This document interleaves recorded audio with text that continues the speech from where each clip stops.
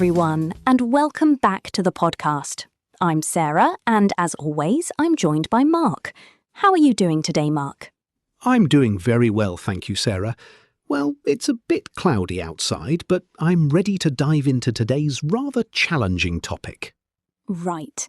Today we're looking at English tenses, specifically the ones you might be using incorrectly and what to say instead.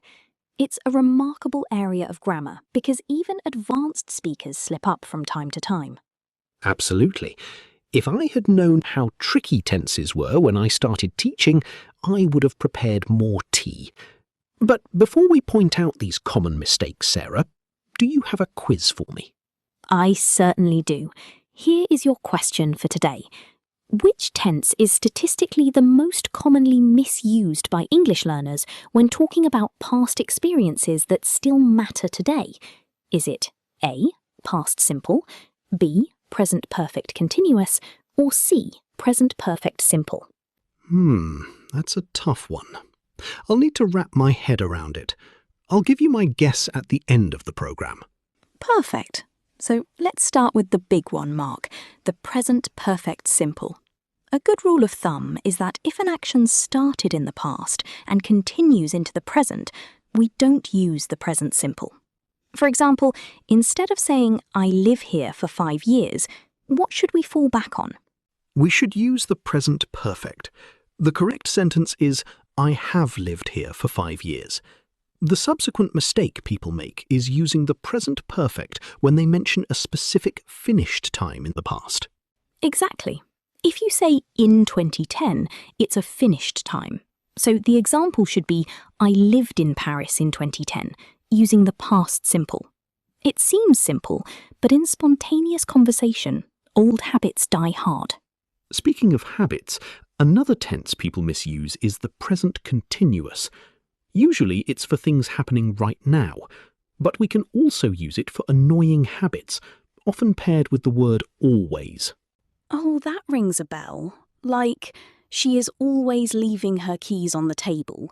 It's much more expressive than just saying she always leaves her keys. It shows a bit of frustration. Indeed. And what about the past perfect? It's highly challenging for many. We use it to show that one past action happened before another. For instance, by the time I arrived, the train had left. Yes, the departure of the train happened first.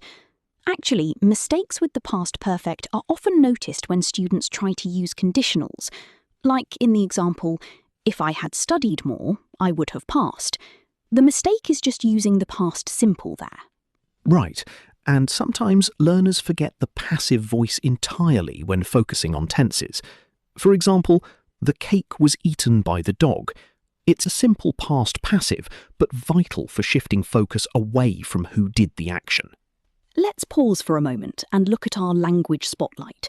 We've used some interesting phrases today, Mark. You said you needed to wrap your head around my quiz question. Yes, to wrap one's head around something means to find a way to understand or accept a complex idea. For example, I just can't wrap my head around the past perfect tense. We also used the phrasal verb slip up, which means to make a small mistake. Like, even native speakers slip up when speaking quickly. And we mentioned a rule of thumb, which is a general practical guideline. And finally, we used brush up on, meaning to improve your knowledge of something you've learned before. For example, I need to brush up on my phrasal verbs before the exam.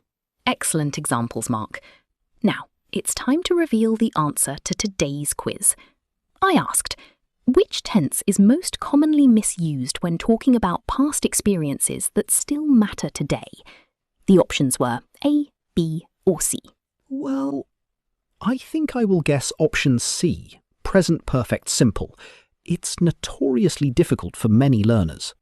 You are absolutely correct. Learners often use the past simple instead, which changes the meaning completely. Remember, if it connects the past to the present, present perfect is your best friend. That's a fantastic tip to end on. Remember, everyone, making mistakes is just part of the learning process.